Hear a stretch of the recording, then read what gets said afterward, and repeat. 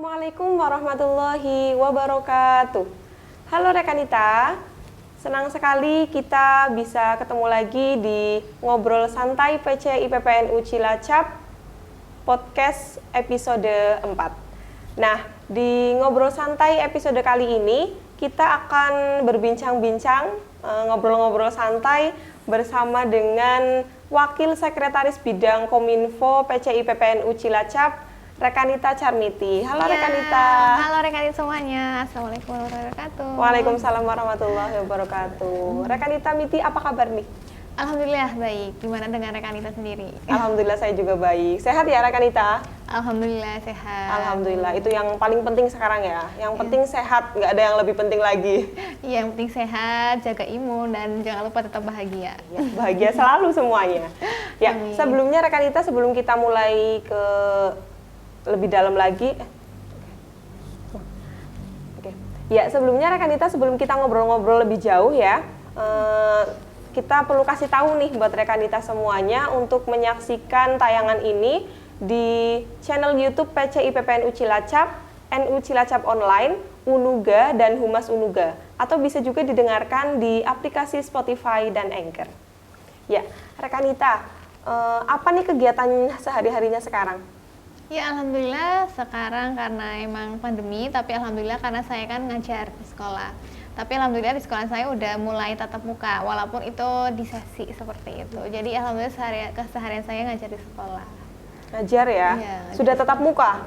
Alhamdulillah sudah, karena dari pihak sekolah itu udah mempunyai persyaratan-persyaratan sendiri dan akhirnya disetujui oleh Kemendag, jadi alhamdulillah udah bisa tatap muka. Oh gitu, senang ya? Iya senang alhamdulillah, karena daring terus kan jadi kita tuh pusing, bosan ya? Bosan juga. Anak-anak juga kan bosan seperti itu, sering tanya, Bu Guru kapan sekolahnya, di rumah itu boring katanya. Kadang kan ada yang dari orang tuanya juga, di rumah itu susah buat dibilanginnya gitu. Pusing ya orang tuanya. Pusing orang ya? tua yang belajar, malah kan kadang-kadang yang mengerjakan salah itu bukan anaknya, malah gurunya, jadi malah orang tuanya. Iya, orang tuanya. Jadi istilahnya yang sekolah itu bukan anaknya, tapi malah ibunya, gitu, seperti itu. Jadi cara kita guru-guru juga mungkin kasih nilai buat anak-anak susah nggak sih?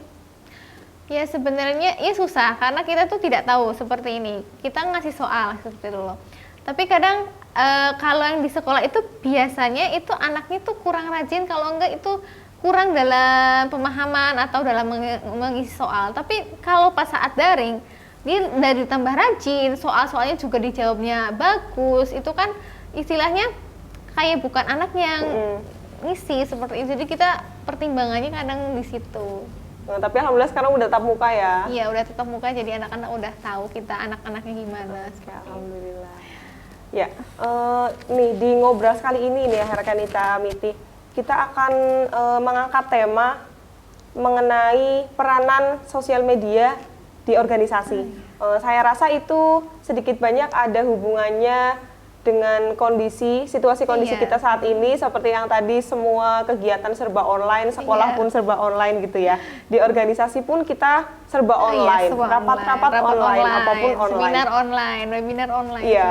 Nah artinya sosial media itu berperan besar di situasi dan kondisi kita saat ini. Nah, Rekanita Charmiti itu nggak asing ya dengan kata sosial media ya, pasti ya?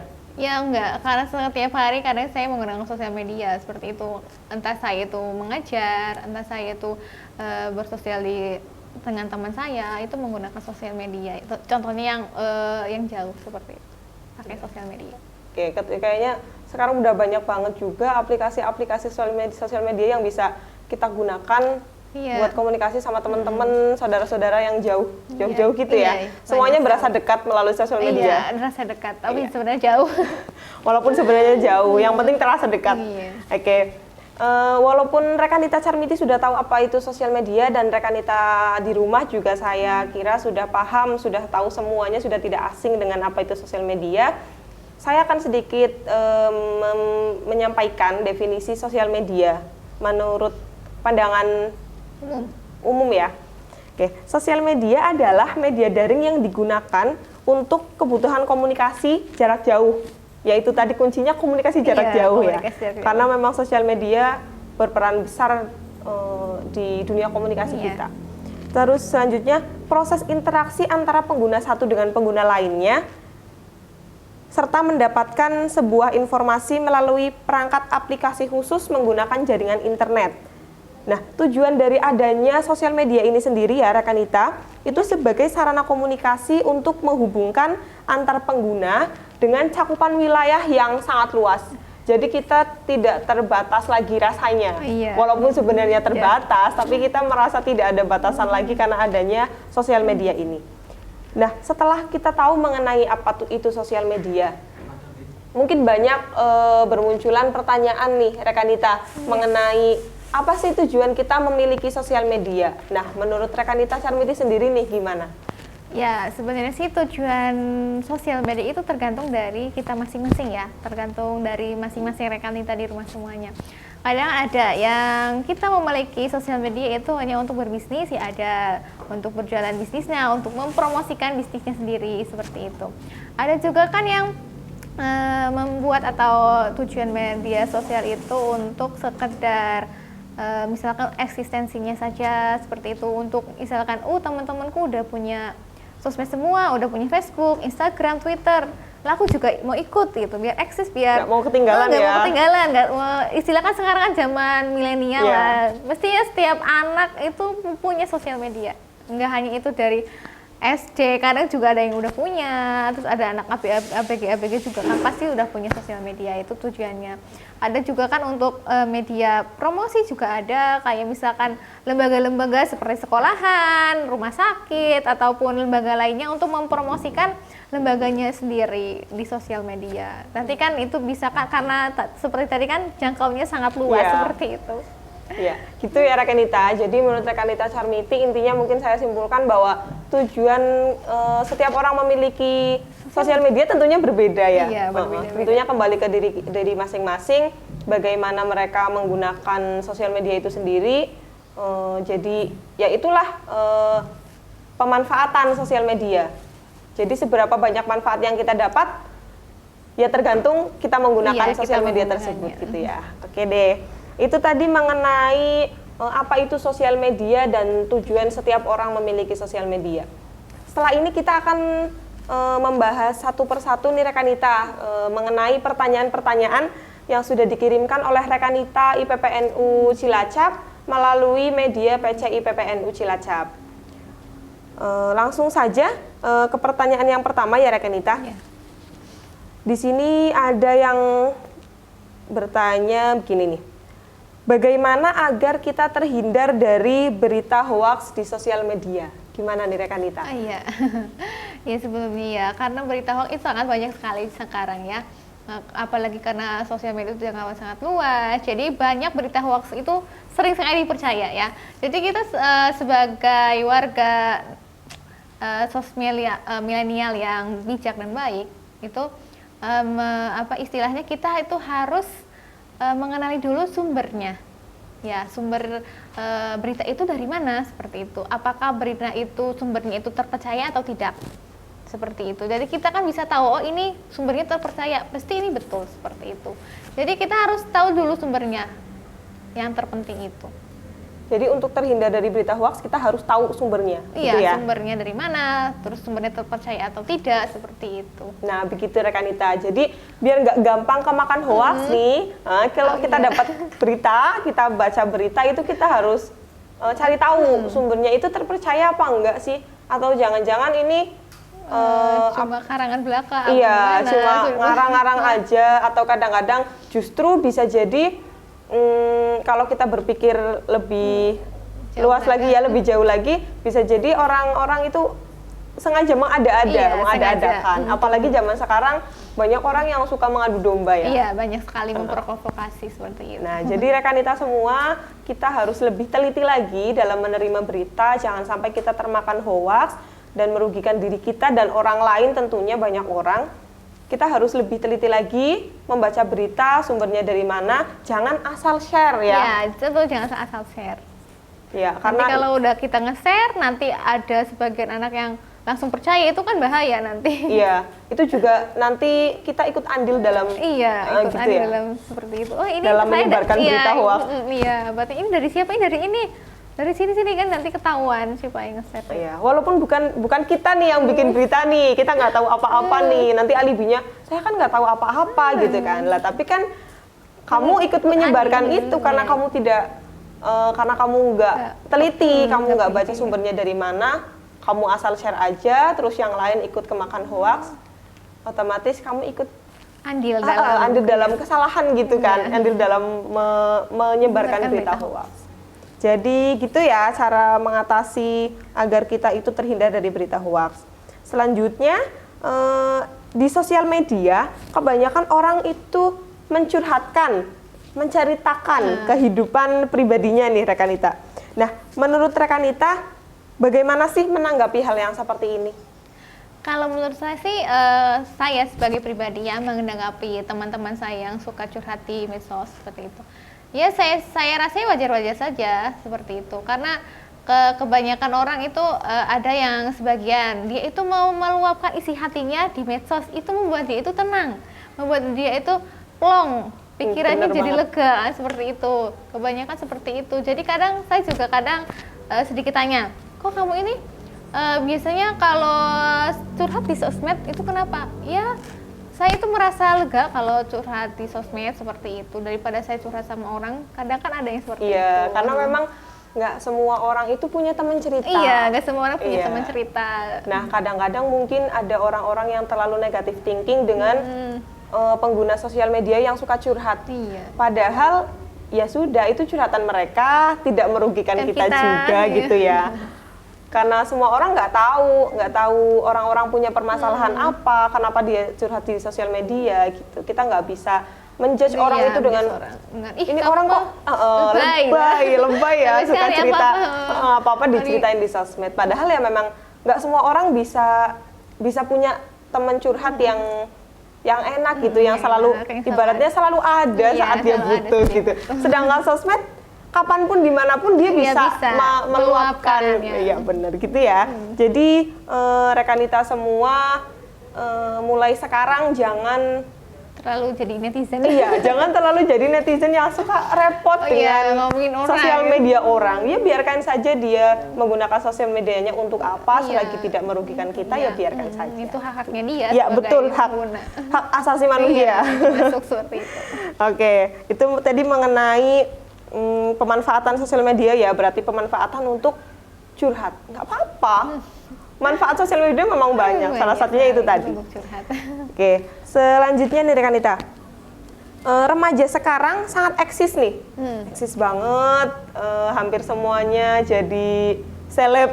Iya, ada yang jadi selebgram, ada yang jadi seleb Facebook, ada yang mungkin jadi seleb WhatsApp juga karena kontaknya beratus-ratus dan beribu-ribu gitu ya. Nah, karena sangat eksis, remaja sekarang sangat eksis di sosial media, tapi di dunia nyatanya tidak begitu. Bagaimana nih menurut Rekanita Miti cara untuk mensinkronkan antara kedua ini? Tidak hanya eksis di sosial media, tapi juga di dunia nyata dia eksis. Cara mensinkronkan, kalau menurut saya tergantung dari diri kita sendiri ya. Kita harus menjadi diri kita sendiri. Misalkan kita eksis di dunia maya, di dunia sosial media, ya kita juga harus sebisa mungkin aktif atau eksis di dunia sebenarnya nyata seperti itu. Kan ada sebagian besar itu di media sosial dia itu aktif, eksis, kelihatannya kayak yang akrab seperti itu kan. Tapi kalau saat ketemu kok canggung ya, diam ya seperti itu. Ya harus dari kita sendiri. Kalau kita di dunia sosmed itu misalnya humble apa gimana, di dunia nyata juga harus seperti itu. Jadi tergantung diri kita sendiri. Kita harus menjadi diri kita sendiri yang seperti apa. Gitu nih ya Kanita, mensinkronkan antara kehidupan kita di sosial media dan di dunia nyata itu dengan kita jadi diri sendiri. Kalau memang orangnya pendiam ya nggak apa-apa, pendiam itu nggak salah ya, pendiam itu nggak salah, cuma kita penempatan. Pendiam itu kan bukan berarti ketika ketemu orang ditanya kok diem aja, disapa itu diem aja, itu kan bukan pendiam kalau udah begitu ya. Nah terus kalau kita cerewet juga di sosial media kita banyak omong atau istilahnya ramah gitu ya. Terus di dunia nyata ya sebisa mungkin begitu. Jangan di dunia maya seperti ini di dunia ternyata di dunia nyata kok berbeda. jomplang banget Iya. gitu ya. Seakan-akan kita malah lebih menikmati hidup di Dunia maya. dunia maya daripada di kehidupan kita Iya, sehari-hari gitu ya. Oke, pertanyaan selanjutnya nih Rekanita. Apa saja dampak dari sosial media, adanya sosial media, dampak positifnya maupun negatifnya yang ditimbulkan dari penggunaan sosial media dalam organisasi? Ya banyak sekali dampak negatif dan positifnya ya. Contohnya aja dampak negatifnya itu. Kita itu sering karena banyak sekali berita-berita di sosial media seperti itu. Nanti kita juga timbulkan ini benar nggak? Nanti kita bisa terjerumus ke berita-berita yang hoax itu tersendiri.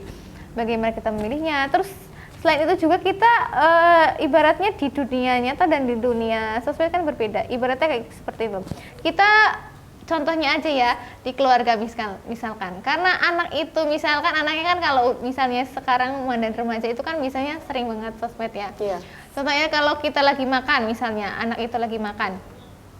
Mas sambil main HP sambil makan, dia tuh jarang sekali komunikasi dengan ayahnya, ibunya, apa adiknya. Jadi seolah-olah dia itu punya dunianya sendiri. Jadi dia itu lebih ke media sosialnya daripada ke lingkungannya sendiri seperti itu. Itu contoh negatifnya. Jadi dia itu istilahnya ke sosialisasi ke lingkungan itu sangat kurang. Jadi seolah-olah dia punya dunianya sendiri dan dia tidak mau dan tidak mau mengenal dengan dunia-dunia yang nyata yang di sekitarnya sendiri. Betul. Jadi itu dampak negatifnya. Iya, dampak negatifnya. Tapi banyak juga dampak positifnya. Contohnya di kita dengan medsos, contohnya di organisasi itu kita bisa menggunakan dengan sebaik mungkin. Contohnya seperti sekarang kita ini lagi ngobrol itu kan contoh kita pakai sosial media. Contoh positif dari sosial media itu sendiri tanpa kita harus mengisi ke berbagai daerah di Kabupaten Cilacap ya. Seperti itu. Terus kita juga bisa mempromosikan kegiatan-kegiatan yang ada di Kabupaten Cilacap itu kan melalui sosial media seperti itu. Misalkan ada lakmu di mana? Itu kan menggunakan sosial media, nanti ada ini loh, kita datang ke sana jadi ini kan itu contoh positifnya. Iya, contoh positif. Itu tadi ada contoh negatif, contoh positif. Sebenarnya kembali ke masing-masing orang lagi ya, sebenarnya pemanfaatan atau dampak yang dihasilkan dari sosial media itu. Tergantung kita menggunakannya seperti apa. Apakah kita lebih ke dampak positifnya, apa lebih ke dampak negatifnya. Iya, kalau kita bisa memaksimalkan dengan baik, ya pasti sosial media akan memberikan dampak yang sangat banyak, dampak positif yang sangat banyak. Apalagi di dalam organisasi itu tadi, kita bisa banyak sekali memanfaatkan media untuk promosi kegiatan, untuk syiar gitu ya, tanpa kita harus kesana kemari jauh-jauh mengunjungi seluruh pelosok negeri. Kita di depan nggak usah perlu kesal kita nyetir motor. Kayak sekarang kita di depan kamera aja kita udah bisa, semua orang menyapa menyapa rekan-rekan kita di seluruh Kabupaten Cilacap, bahkan seluruh Indonesia maupun luar negeri luar negeri. Terlalu jauh ya, tapi nggak apa-apa sih, bisa jadi ya. Memang bisa jadi Rekanita PC IPPNU, Rekanita IPPNU ada yang lagi jalan-jalan ada yang lagi kuliah juga kan banyak. Ada yang lagi keluar dari negeri, itu kan tidak menutup kemungkinan ngobrol-ngobrol kita disaksikan oleh Rekanita di sana gitu ya. Ya, itu tadi pertanyaan yang kita ambil dari beberapa pertanyaan yang dikirimkan oleh Rekanita IPPNU Cilacap. Nah, Rekanita, yang tadi itu udah jadi pertanyaan terakhir nih dari Rekanita se-Kabupaten Cilacap yang dikirimkan melalui media IPPNU. Tapi saya rasanya belum puas nih ngobrol-ngobrol santai mengenai peranan sosial media di organisasi ini. Menurut Rekanita, seberapa penting sih sebuah organisasi itu memanfaatkan sosial medianya? Menurut saya itu sangat penting, apalagi sekarang kan seperti yang tadi bilang, sekarang lagi pandemi. Otomatis kan kita itu mau ada kegiatan dimanapun itu kan nggak boleh lah. Sekarang tuh lagi pandemi, lagi naik gitu. Nggak ada izin dari sana, nggak ada izin dari sini gitu loh. Jadi kita rapat atau apa di media sosial saja seperti itu kan, nanti kita bisa memanfaatkan sosial media itu untuk kegiatan-kegiatan kita sehari-hari seperti itu. Kayak contohnya aja kita webinar ya, webinar karena situasi pandemi kita kan tidak boleh mengumpulkan orang banyak ya, masa banyak, jadi kita webinar itu hanya cukup dilaksanakan di rumah. Jadi kita istilahnya kita mengirimkan link, nanti kita ikut webinar ini. Jadi kita walaupun di media sosial, tapi yang melihat itu banyak, seperti itu. Itu sangat penting sekali. Sangat penting ya? Iya, menurut saya. Jadi tidak bisa disalahkan kalau pandemi ini menghalangi. Iya, kita nggak bisa menyalahkan terus-terusan adanya pandemi ini.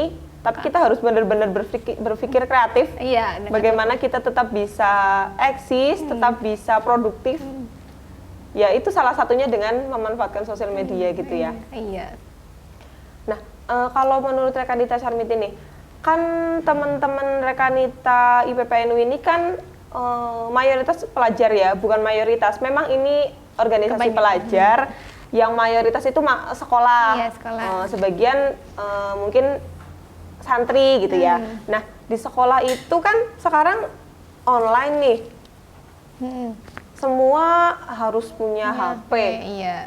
Ya, sampai kadang-kadang ada orang tua yang ngerasa keberatan sebenarnya keberatan karena nggak ada HP. Tapi ya itulah salah satu solusi yang diambil oleh apa namanya? Iya, oleh kita. Iya, karena, oleh pendidikan di Indonesia karena ini. Itu tidak karena boleh emang tetap buka. Iya. Nah, Rekanita, nggak kerasa nih kita ngobrol-ngobrol tentang peranan sosial media di organisasi. Masih asik sebenarnya, masih pengen lebih banyak lagi, tapi kita dibatasi oleh waktu. Kalau gitu, saya menyimpulkan ya dari apa yang tadi Rekanita Charmiti sampaikan, bahwa peranan sosial media di organisasi terutama itu tergantung bagaimana kita memanfaatkan sosial media tersebut.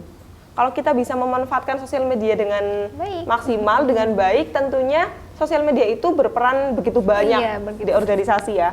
Tapi sebaliknya, kalau kita tidak bisa memanfaatkan sosial media dengan baik, ya tentunya sosial media itu tidak akan punya peran apa-apa dalam organisasi kita. Begitu. Baik, kita sudah berada di penghujung acara. Terima kasih Rekanita semuanya, terutama Rekanita Charmiti yang sudah menemani kita di Ngobrol Santai episode 4 kali ini. Mudah-mudahan bisa memberikan wawasan atau gambaran lebih luas kepada Rekanita semua mengenai peranan sosial media di organisasi. Sampai jumpa di Ngobrol Santai PCI PPNU Cilacap episode selanjutnya. Terima kasih, kurang dan lebihnya mohon maaf. Wassalamualaikum warahmatullahi wabarakatuh. Salam pelajar. Belajar, berjuang, bertakwa.